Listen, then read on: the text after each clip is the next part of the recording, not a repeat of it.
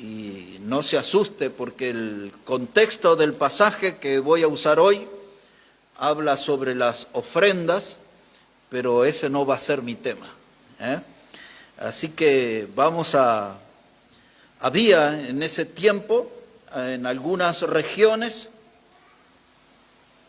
iglesias con hermanos con muchas necesidades económicas, necesidades de comida, y los hermanos de Macedonia, presuroso, hicieron unos esfuerzos grandes para ayudar a todos los necesitados. Vamos a leer aquí un poquito, 2 de Corintios 8, versículo 1. Dice la palabra: asimismo, hermano, os hacemos saber la gracia de Dios que se ha dado a las iglesias de Macedonia, que en grande prueba de tribulación, la abundancia de su gozo y su profunda pobreza abundaron en riquezas de su generosidad. Pues doy testimonio de que con agrado han dado conforme a sus fuerzas y aún más allá de sus fuerzas, pidiéndonos con muchos ruegos que les concediésemos el privilegio de participar en este servicio para los santos. Y no como lo esperábamos, sino que asimismo se dieron primeramente al Señor y luego a nosotros por la voluntad de Dios. Esos hermanos eran gente pobre, y dice que para ayudar a otros que estaban en necesidad, dieron aún más allá de sus fuerzas. Y Pablo da a entender que los hermanos le pidieron por favor que los deje participar en esa ofrenda para los necesitados.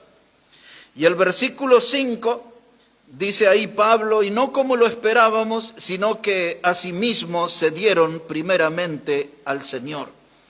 Y ahí está el título de nuestro mensaje en esta noche: se dieron primeramente al Señor.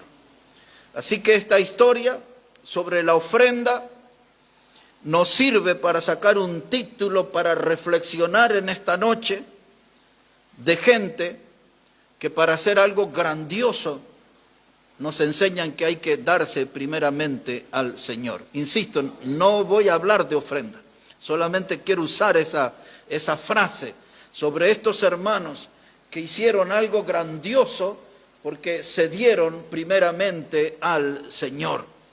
Como pudimos leer, eran hermanos de corazones abiertos, era gente que se entregó enteramente, sin reserva. La idea del pasaje enseña gente que dio su alma y su corazón en eso, enteramente.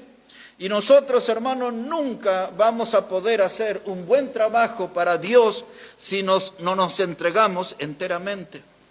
Si nos entregamos a media, si nos entregamos medianamente dedicados a la obra, si tomamos un compromiso a medias, nunca vamos a hacer algo importante para el Señor.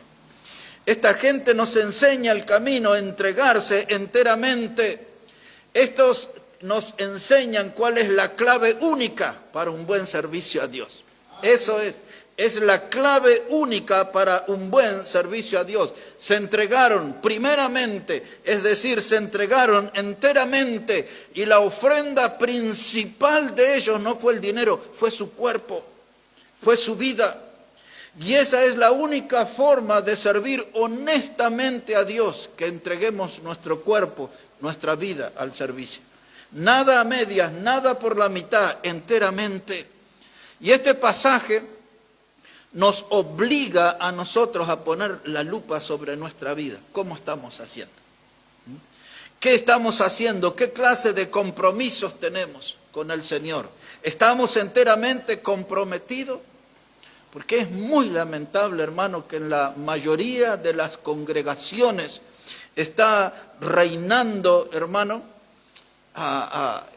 el egoísmo, la mezquindad.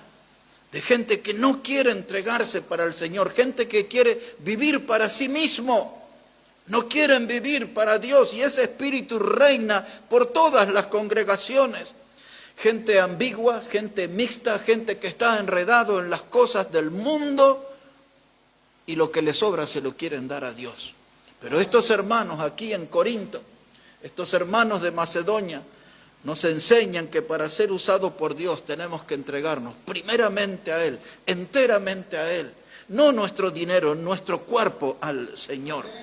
Para que usted vea otro pasaje donde la gente tenía este mismo espíritu en la iglesia primitiva, porque ese es el espejo para mirarse, la primera iglesia, cómo trabajaban.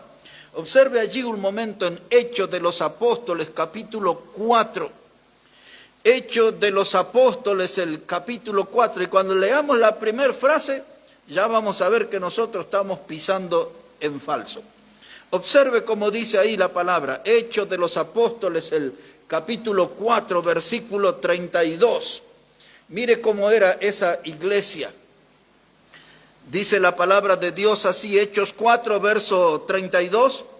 Dice, y la multitud de los que habían creído eran de un corazón y un alma.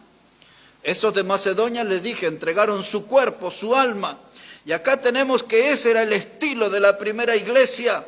Ellos, hermanos, tenían un corazón, tenían un alma, y sigue el texto diciendo, y ninguno decía ser suyo propio nada de lo que poseía, sino que tenían todas las cosas en común.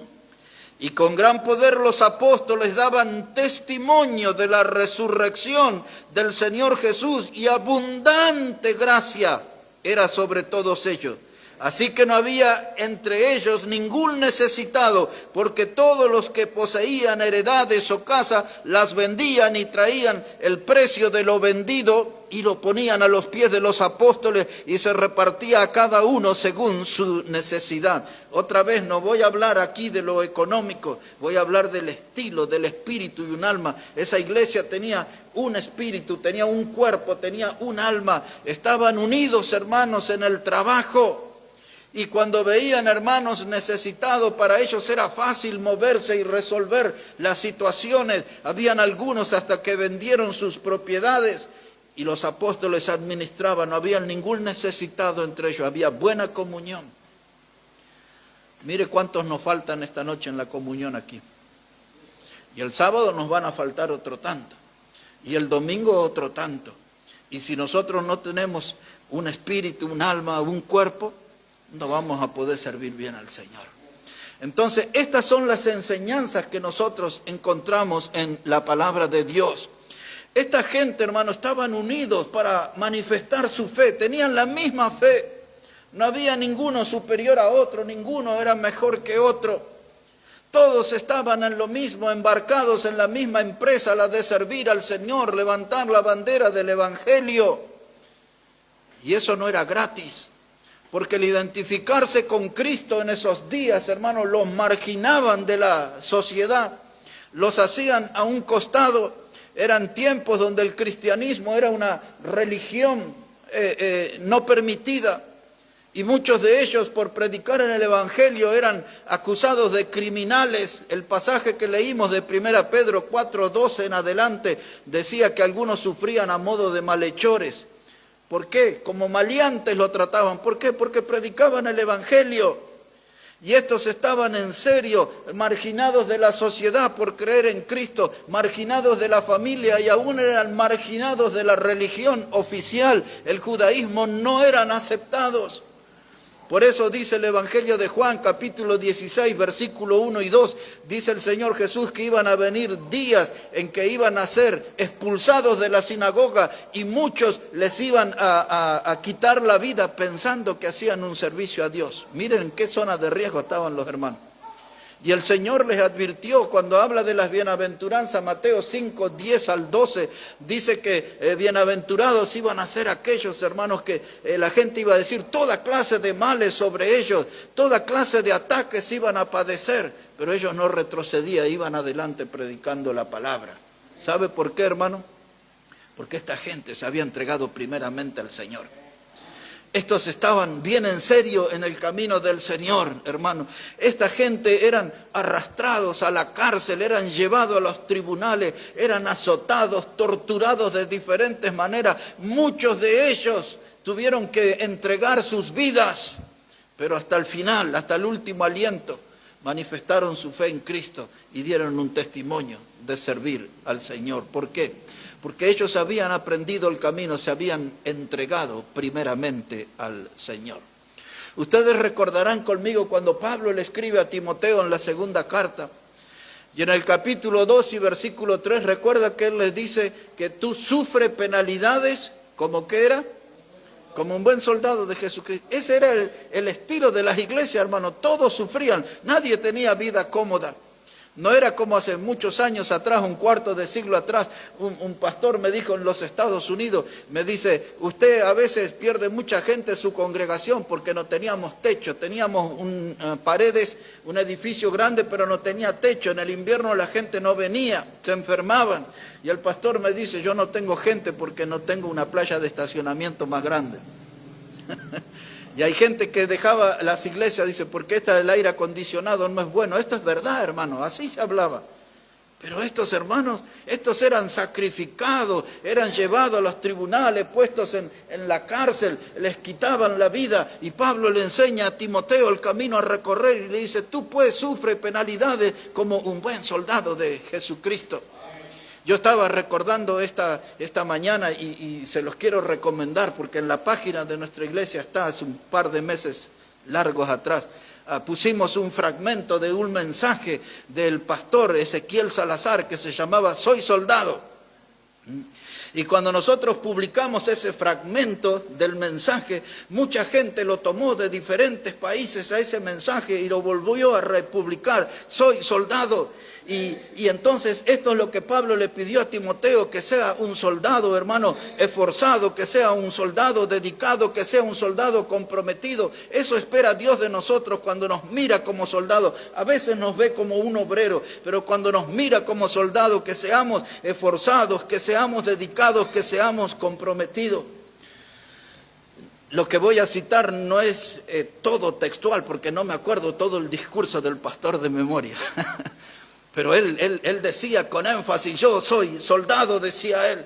Él decía, dice, yo no vine para ser parte, decía el pastor Salazar, de una fiesta de lástima. Yo soy soldado, decía él, ¿no? Y enfatizaba en eso. Y él decía, yo no soy una gallina, yo no soy un quejón, decía él. Yo no soy un llorón, yo soy un soldado.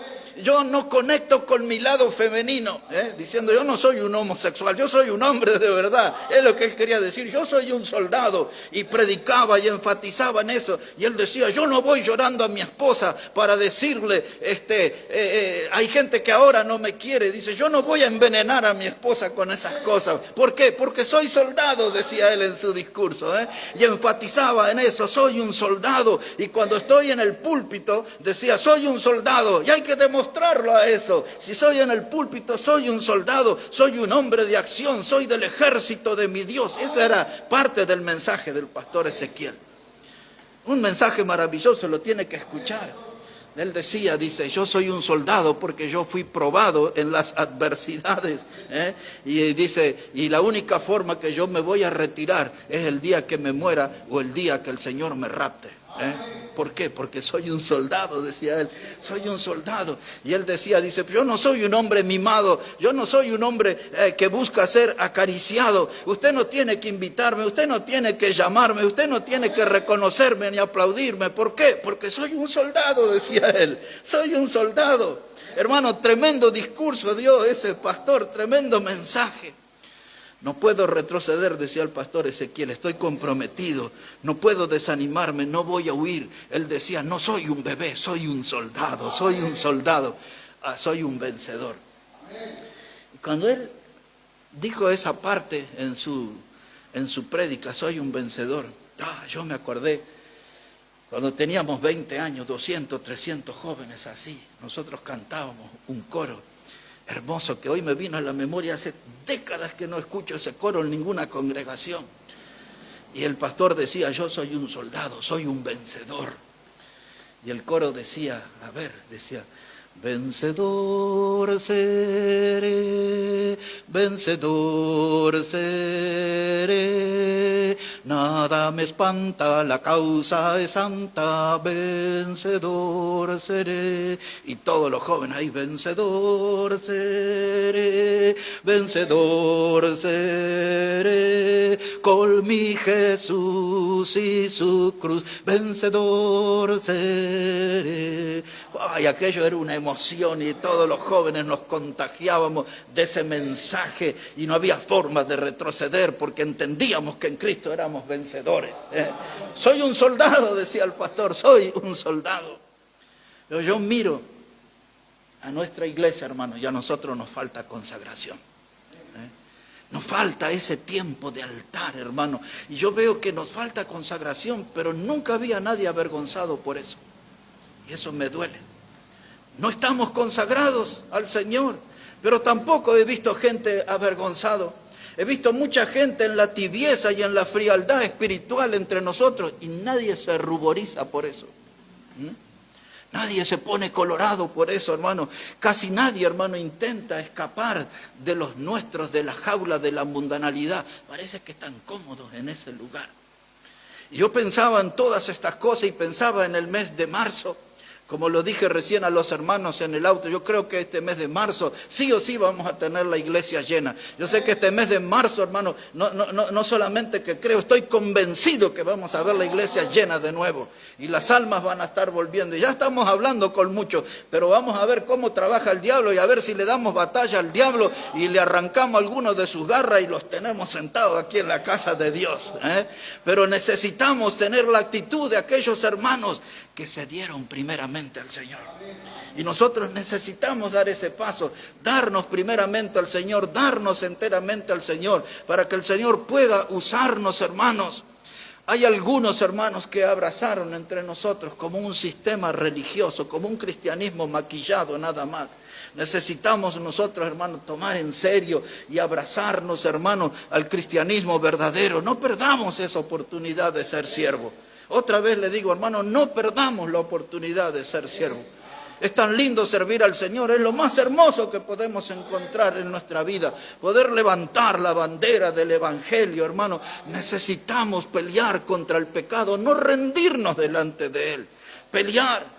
Dice la Biblia en Hebreos 12, 3 y 4, después que habla de vivir con los ojos puestos en Jesús, dice el escritor, dice, porque aún no habéis luchado hasta la muerte peleando contra el pecado. Oh, hermano, hasta ahí, hasta el final de nuestra vida, tenemos que estar peleando contra el pecado. Y tenemos que recordar cosas. Hace un tiempo atrás, no mucho tiempo, prediqué un mensaje aquí que se llamaba El Gran Olvido. Somos propensos a olvidarnos de todas las cosas. Hasta cuando vamos, hermanos, al mercado, a la verdulería, nos olvidamos de las cosas que tenemos que comprar. Somos olvidadizos, pero hay cosas que no tenemos que olvidar, que nuestro cuerpo es templo del Espíritu Santo de Dios. La Biblia dice, ya no sois vuestro, comprado fuiste por precio. Tenemos que recordar eso permanentemente. Eso era lo que vivían esos hermanos ahí en Corinto. Se entregaron primeramente, su cuerpo era del Señor. Ellos no vivían para sus placeres, vivían para el Señor. Los pies de ellos estaban, hermanos, para llevar la preciosa semilla de la palabra de Dios. Y eso sí que iban con sus pasos o con sus pesos, porque cuando tuvieron que poner pesos, dice el texto que leímos, de su profunda pobreza sacaron, no de una pobreza temporaria, no, de una profunda pobreza, dieron más allá de su fuerza, porque amaban las almas, porque querían ver gente salva. Por eso, hermanos, se dieron enteramente. Hermanos, tenemos que recordar que nuestras manos son para ponerlas en el arado y no mirar hacia atrás, porque el que mira para atrás no es apto para el reino de Dios, dice la palabra. Hermanos, tenemos que recordar que nuestra lengua tiene que sonar como una trompeta, como dice Isaías 58:1, sonar como voz de trompeta y anunciar a nuestro pueblo su pecado para que puedan venir a Cristo. Tenemos que recordar nuestro cuerpo, nuestros pies, nuestra mano, nuestra lengua, y tenemos que mantener en alto nuestro fervor, nuestra pasión para tomar la cruz y seguirle al Señor cada día. Y algo más necesitamos, la memoria, para recordar, mis hermanos, que tenemos que cuidar y defender la sana doctrina. Porque el enemigo nos pisa los talones, se quiere meter entre nosotros con sus doctrinas de error, sus doctrinas contagiadas, infectadas, pero nosotros tenemos que tener esa memoria, que tenemos que predicar lo que está de acuerdo con la palabra de Dios. Dice Pablo a Tito 2:1, dice, tú predica conforme a la sana doctrina, y de ahí no tenemos que movernos. Necesitamos para eso, hermano, memoria. Yo lo que veo, que en este mes de marzo, hermano, nosotros necesitamos un cambio en nuestra alma. Necesitamos, hermano, un cambio en nuestra vida. Necesitamos llevar la congregación a tener una sintonía con el altar de Dios. Tenemos que estar conectados con el altar del Señor y tenemos que hacer un esfuerzo. Algunos de nosotros somos más constantes que otros. En nosotros recae esa responsabilidad de saber animar, de saber motivar, de saber extender la mano para levantar a los que se han caído y que vengan aquí, hermano, a nuestra congregación y se conecten con el altar de Dios. Que yo veo todavía que hay algunos que juegan, hermanos, a la oveja descarriada. Parece que han encontrado un juego preferido. Juegan a la oveja descarriada, pero ya el diablo les va a dar su merecido. Porque cuando deciden andar lejos del rebaño, ya el diablo los va a agarrar solito. Y van a estar en aprieto. Hermanos, los costureros de la iglesia, los herreros de la iglesia, los estudiantes, periodistas, verduleros, lo que sea, hermano, los obreros en general, el que junta la tita, todos tenemos que comprender que Dios nos está llamando. Dios nos está llamando y nos llama a que nosotros nos entreguemos primeramente a Él. Si no nos entregamos primeramente a Él, no vamos a poder hacer un gran trabajo. Esos hermanos allí que nos cuenta la carta de los Corintios se entregaron primeramente al Señor. Y entonces hicieron algo impactante, entonces hicieron algo grandioso. Yo me doy cuenta que este mes de marzo es algo como todo o nada, hermano, y que tenemos que enfocarnos en el ejemplo de esa gente que ellos hicieron bien, se entregaron primeramente al Señor. Sin reserva, no fueron mezquinos, hermano. Y así Dios los utilizó en gran manera. Yo quería que juntos estuviéramos hoy revisando este tema, de entregarnos enteramente. Y de paso, nos miramos a nosotros y nos debemos asegurar de que en esta noche estamos enteramente para el Señor. No puede haber un amor sustituto. Aquella iglesia de Éfeso que la Biblia dice que han perdido el primer amor, Dios estaba molesto con ellos, porque habían conseguido un amor de reemplazo, un amor sustituto. Dios quiere que seamos fieles a Él, hermano. La Biblia enseña que la amistad con el mundo es enemistad con Dios. Y la Biblia nos invita en esta misma noche, a los que estamos acá, a los que nos escuchan o nos ven desde lejos, ya a tomar esa decisión y entregarnos enteramente al Señor. Como lo hicieron esos hermanos ahí en 2 Corintios. Se dieron primeramente al Señor, enteramente al Señor. Una demostración de que estaban en serio por la causa de Cristo. Vamos a orar al Señor, mis hermanos. Padre, queremos darte las gracias en esta noche por tu palabra. Y gracias, Padre, por el ejemplo de esa gente del pasado que tiene que motivarnos hoy a que nosotros seamos un ejemplo para los de este tiempo. Pero sabemos que todo tiene que comenzar por casa, todo tiene que comenzar por nuestra vida, ordenar nuestra vida, enfocarnos bien en tu camino, enfocarnos bien en tu programa, en la misión que nos has encomendado. Y es ahí, Dios, donde necesitamos de tu ayuda y necesitamos que tu palabra nos mueva más, nos sacuda más, nos anime y nos motive más, Señor, para que podamos cumplir esa misión que nos has encomendado de predicar tu palabra, para edificar a algunos y para que otros sean salvos con ese precioso mensaje del Evangelio. Ayúdanos, padres, en el fin de semana, por los invitados, por las almas que tienen que llegar a este lugar, por los hermanos que tenemos que animar, Señor, y estar todos en ese punto unidos de estar entregados enteramente a ti, primeramente a ti. Bendice tu palabra, Dios, y bendice las decisiones que se toman por el mensaje que nos has dado en esta noche. Oramos en el precioso nombre del Señor Jesucristo. Amén y amén. Que Dios bendiga su palabra, hermanos, y vamos a prepararnos para un tiempo de oración. Vamos a orar al Señor y bueno,